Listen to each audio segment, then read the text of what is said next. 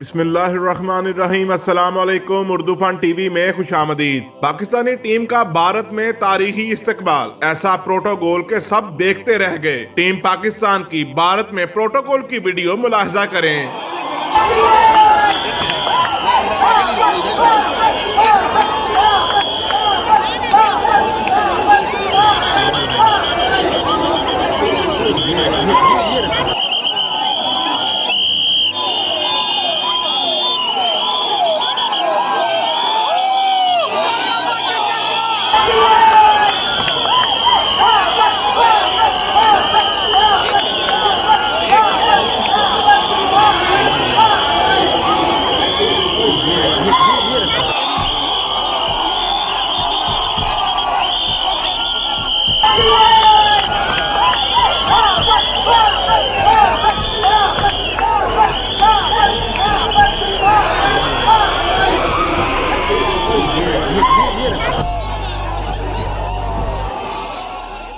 Video अच्छी लगे तो लाइक एंड शेयर जरूर कीजिएगा। मिलते हैं किसी अगली वीडियो में, तब तक के लिए अल्लाह हाफिज।